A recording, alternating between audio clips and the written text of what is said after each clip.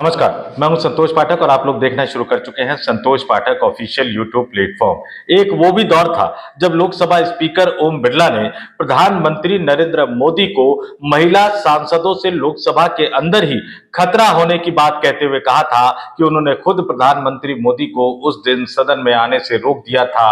और एक दौर आज का भी है जब मोदी सरकार फंसती हुई नजर आई, सपना टूटता हुआ नजर आया, अमित शाह नंबर का जुगाड़ नहीं कर पाए तो भागे भागे नरेंद्र मोदी को लोकसभा पहुंचना पड़ा। और न केवल उन्हें लोकसभा पहुंचना पड़ा बल्कि उन्हें सांसदों के भाषण के बीच में से ही भाषण देने के लिए खड़ा होना पड़ा। और कहते हैं ना, आंकड़ों का मकड़जाल ऐसा होता है जिसमें कई बार नेता फंस जाते हैं। ये लोकतंत्र की ताकत होती है कि जब नेता अपने आप को सब कुछ समझने लग जाता है तो अचानक नंबर सामने आता है और फिर वो बताता है कि आप चुने हुए नेता हैं। जब तक इस देश की जनता आपके साथ है तब तक ही आपकी वाहवाही होती रहेगी। एक न एक दिन सबको जवाब देना पड़ेगा।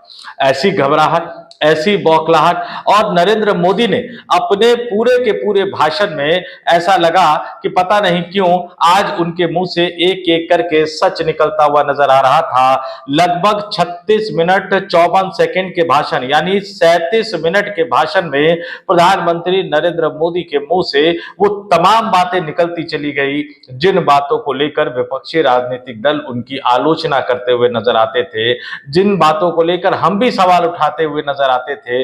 आज प्रधानमंत्री नरेंद्र मोदी ने अपने ही मुंह से उन्हीं बातों को स्वीकार कर लिया।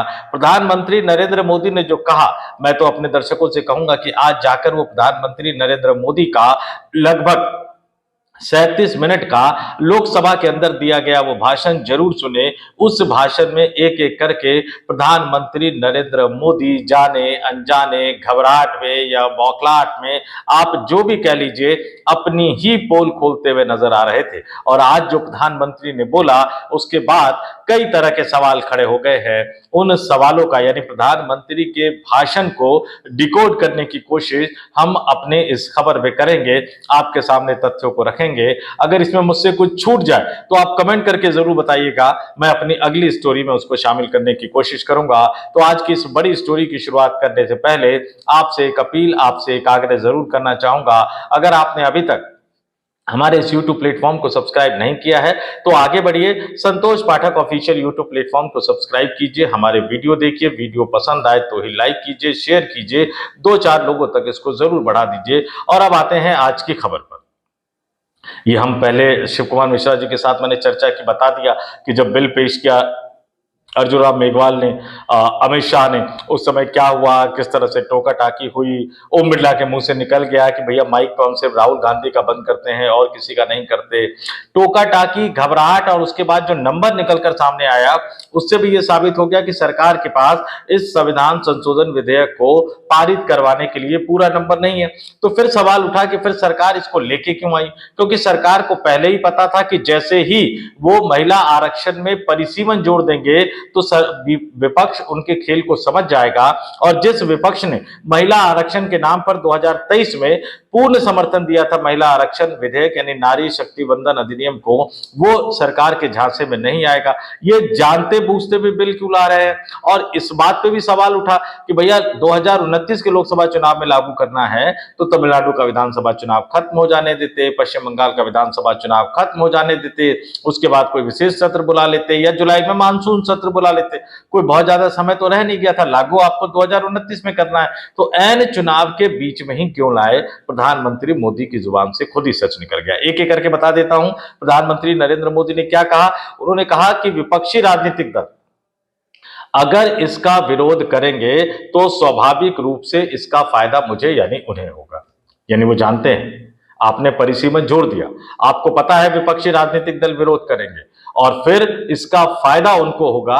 यानी मोदी के मुंह से सच निकल गया कि राजनीतिक फायदा लेने के लिए जानते हैं बिल पास नहीं होगा, जानते हैं विपक्ष उनके मंसूबों को नाकाम कर देगा, जानते हैं कि विपक्ष उनके खतरनाक इरादों का साथ नहीं देगा। इसके बावजूद वो बिल लाए, 3 दिन की चर्चा करवाएंगे और इन 3 दिन में टैक्स पेयर का कितना पैसा खर्च होगा, जबकि ये बिल पास नहीं होगा। लेकिन इसके बाद वो जनता में जाकर नैरेटिव सेट करने की कोशिश करेंगे। पश्चिम बंगाल में कहेंगे ममता बनर्जी महिला विरोधी है, तमिलनाडु में जाकर कहेंगे डीएमके और एमके स्टालिन महिला विरोधी है और चुनावी लाभ हासिल करने की कोशिश करेंगे। प्रधानमंत्री मोदी के मुंह से ये सच निकल गया। उसके बाद उन्होंने कहा कि क्रेडिट, एक सवाल जरूर उठता है, हमें और आपको, हम सबको जानना चाहिए कि आखिर इस देश के सरकारी पैसों पर किसका हक होना चाहिए। इस देश का पैसा टैक्स पेयर का पैसा है, लोगों का पैसा है, सरकार का पैसा है, या देश के प्रधानमंत्री नरेंद्र मोदी की निजी संपत्ति है, प्राइवेट संपत्ति है। पीएम केयर्स फंड की बात तो छोड़ दीजिए, आज प्रधानमंत्री के मुंह से यह भी निकल गया कि भैया वो सरकारी पैसे को, सरकारी फंड को अपना ही पैसा समझते हैं। उन्होंने कहा कि भैया मैं श्रेय नहीं लेना चाहता, विपक्ष क्रेडिट ले ले, इसको पास हो जाने दे, और जैसे ही ये पारित हो जाए मैं कल विज्ञापन देकर सबको धन्यवाद करने को तैयार हूं। जिस जिस की फोटो ये विपक्षी राजनीतिक दल कहेंगे उन सबकी फोटो छपवाने को तैयार हूं। क्रेडिट आप ले लो, आपको जिसकी फोटो छपवानी है मैं सरकारी खर्चे से छपवाने को तैयार हूं। ये प्रधानमंत्री नरेंद्र मोदी ने कहा विपक्षी नेताओं को कि वो सरकारी खर्चे से विज्ञापन छपवाने को तैयार है। सरकारी पैसा क्या प्रधानमंत्री की निजी संपत्ति है? नरेंद्र मोदी की प्राइवेट प्रॉपर्टी है? अगर कहना होता तो कहते कि मैं अपनी तनख्वाह में से विज्ञापन दे दूंगा। आज प्रधानमंत्री मोदी के मुंह से यह निकल गया कि वो इस देश की संपत्ति को अपनी व्यक्तिगत संपत्ति मानकर चलते हैं, वो इस देश की संपत्ति को अपनी प्राइवेट प्रॉपर्टी मानकर चलते हैं। मैं तो दर्शकों से खास तौर से कहूंगा कि वो मुझे जरूर बताए कि क्या देश के प्रधानमंत्री नरेंद्र मोदी को इस तरह का भाषण देना शोभा देता है? ये बौखलाहट का नतीजा है दोस्तों, ये नंबर का नतीजा है। और इस नंबर गेम ने कैसे फंसा दिया वो भी मैं आपको आगे बताऊंगा। लेकिन भाषण में, चूंकि मैंने कहा प्रधानमंत्री मोदी के भाषण की बड़ी बड़ी चीजें मैं आपको बताऊंगा। उन्होंने कहा कि देश में करीब 650, ध्यान से सुने मेरी बात को, उन्होंने कहा कि देश में करीब 650 प्लस जिला पंचायतें हैं, करीब 250 महिलाएं उसका नेतृत्व करती हैं और एक कैबिनेट मिनिस्टर से ज्यादा जिम्मेदारी उन पर होती है। यानी उन्होंने कह दिया कि उन्होंने अपने कैबिनेट मिनिस्टर की हालत क्या कर रखी है, यानी कैबिनेट मिनिस्टर से ज्यादा अधिकार जिला पंचायतों को चलाने वाले लोगों के पास है, चाहे वो महिलाएं हो या पुरुष।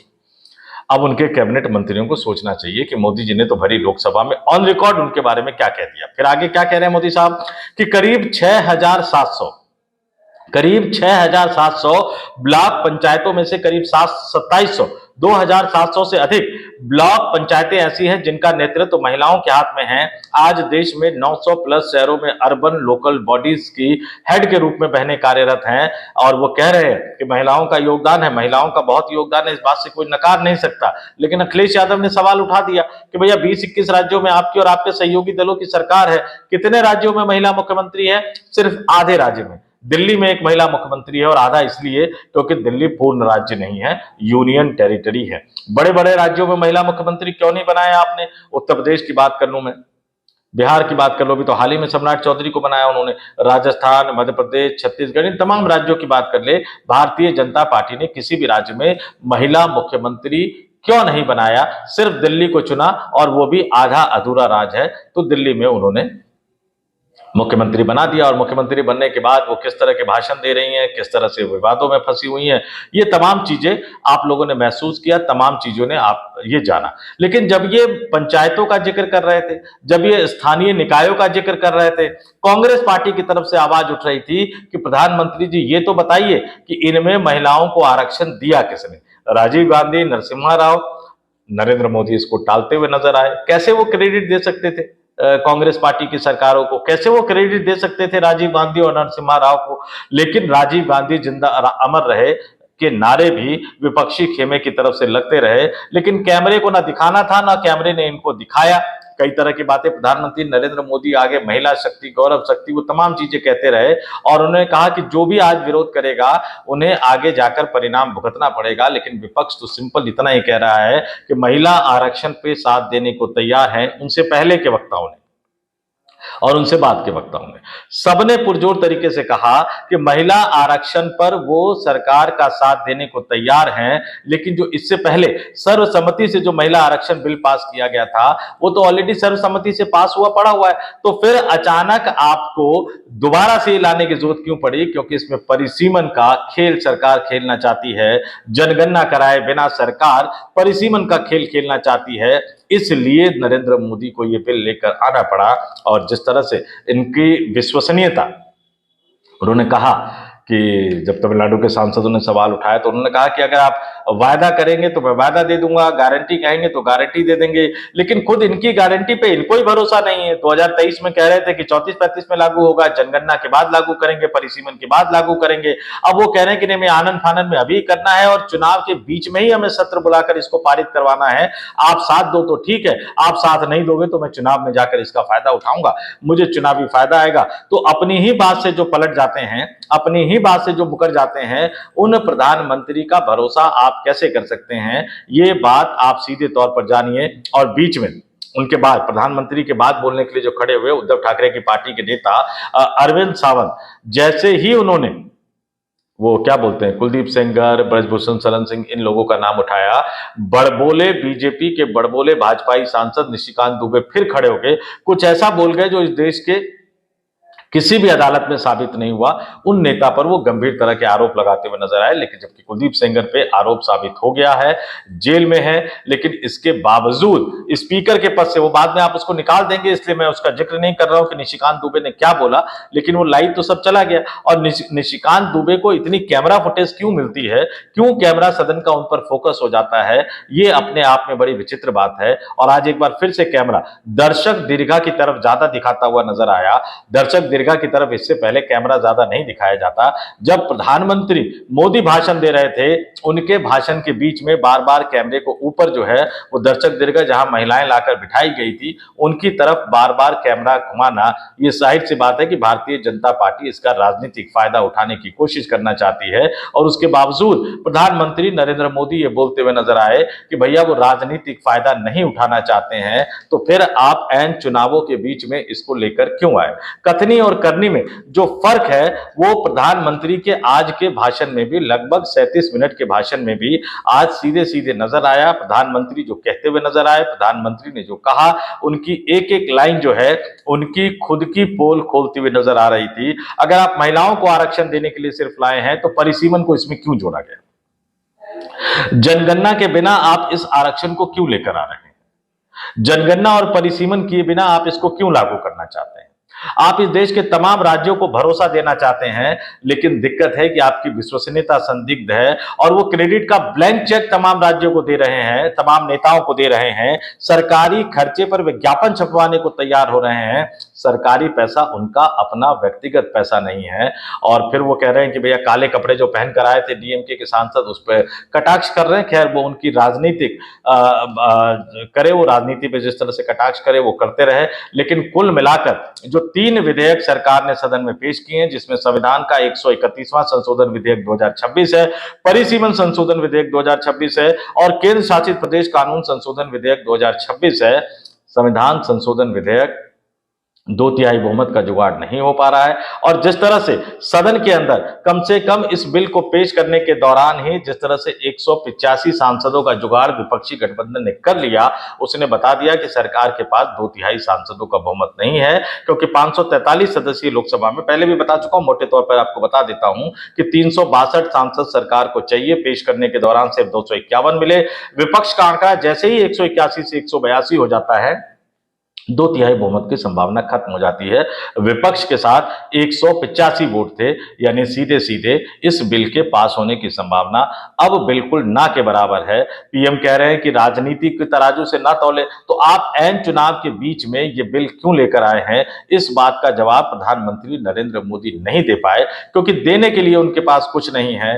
वो कहते रहे क्रेडिट ले लो, ब्लैंक चेक दे दूंगा, सरकारी खर्चे से विज्ञापन छपवा दूंगा, गारंटी की बात करते रहे, वो तमाम चीजें वो कहते रहे, है, लेकिन जो असली सवाल उठाया गया था, जो असली सवाल बार बार पूछा जा रहा था, उसका वो जवाब नहीं दे पाए। और इस बीच अमित शाह कैसे हिंदू मुस्लिम करने की कोशिश करते नजर आए, सरकार कैसे धर्म के आधार पर फायदा लेने की कोशिश करती नजर आई। इसके लिए आप मेरा और शिव कुमार मिश्रा का जो इससे पहले का हमने वीडियो किया है, उसको जाकर आप देख सकते हैं। कमेंट करके जरूर बताइएगा प्रधानमंत्री नरेंद्र मोदी के भाषण को लेकर आपका क्या मानना है। वीडियो पसंद आया हो तो लाइक शेयर कर दीजिएगा, चैनल पसंद आए तो सब्सक्राइब कर लीजिएगा, मेंबर के तौर पर ज्वाइन कर सके तो ज्वाइन भी कर लीजिएगा। इस वीडियो में इतना ही। मुझे यानी संतोष पाठक को दीजिए इजाजत। आप तमाम लोग देखते रहिए संतोष पाठक ऑफिशियल यूट्यूब प्लेटफॉर्म। बहुत बहुत धन्यवाद, आभार, नमस्कार।